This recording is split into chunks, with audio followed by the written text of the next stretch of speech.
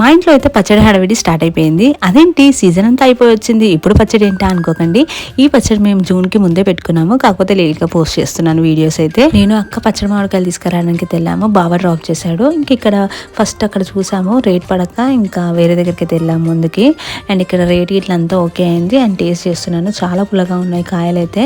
And ఇక్కడ ఇప్పుడు మేము తీస్తున్న కాయలు అయితే ఇది 10 రూపీస్కి ఒక కాయ అనమాట. ఫస్ట్ చూసిన దగ్గర 12 రూపీస్ 13 రూపీస్ అలా ఉన్నాయి. అంటే సైజుని బట్టి కాయ రేట్ ఉందనమాట. సో మేము చిన్న సైజులో తీసుకున్నాము. ఎదురుగా బండి దగ్గర నుంచి క్లాత్ తీసుకొస్తానే వెళ్ళింది, కాకపోతే లుంగి తీసుకొని వచ్చింది అనమాట. అంటే వాళ్ళు ఇస్తున్నారు క్లాత్ తుడుచుకోవడానికి, కాకపోతే మాకు అది నచ్చక మేము వేరేది కర్చీఫ్ లాంటిది తీసుకొస్తానే వెళ్ళింది. కర్చీఫ్ అయితే కొంచెం పలసగా ఉంటుంది, 2-3 కాయలు తుడిచేపడికే అది మొత్తం వెట్ అయిపోతుంది కదా అనేసి ఇంకా లుంగి అయితే తీసుకొని వచ్చింది. ఎలాగో ఇంట్లో కూడా పనికొస్తుంది అనేసి.